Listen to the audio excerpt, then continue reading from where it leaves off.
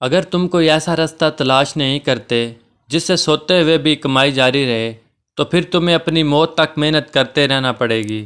عورت کو ایک ایسے میچور مرد کی ضرورت ہوتی ہے جو اس کی بچکانہ حرکات کو برداشت کرے اور اسے منانے کا ہنر رکھتا ہو۔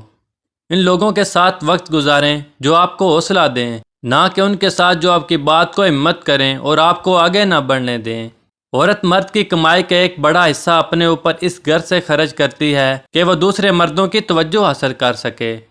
عورت کو ڈر ہر مرد سے لگتا ہے سوائے اس مرد کے جو اسے پسند آ جائے، پھر چاہے وہ ایک شرابی کیوں نہ ہو۔ عورت کا عشق جب عروج پر پہنچتا ہے تو مرد بے وفا ہو جاتا ہے۔ بعض اوقات خاموشی کسی کو یہ بتانے کا بہترین طریقہ ہے کہ اس نے غلط کیا ہے۔ ناراض آدمی کو پیار سے خاموش کرو، بیمار انسان کو نرمی سے خاموش کرو، کنجوس کو سخاوت کے ساتھ خاموش کرو، جھوٹے کو سچ کے ساتھ خاموش کرو۔ تنہا رہ لیں مگر اپنا معیار کبھی مت گرائیں۔ عزت کے بغیر محبت کا کوئی وجود نہیں۔ اگر کوئی اپنی بوریت دور کرنے کے لیے آپ سے رشتہ رکھنا چاہے تو اسے محبت سمجھیں کہ غلطی کبھی مت کیجیے، کیونکہ بے وقوف بننا صرف ایک ہی بار کافی ہوتا ہے۔ رشتے بچانے کے لیے انسان جھک سکتا ہے، لیکن جھکنے کی بھی ایک حد ہوتی ہے، لہذا تعلق وہیں بچتا ہے جہاں دونوں احساس کرنے والے ہوں۔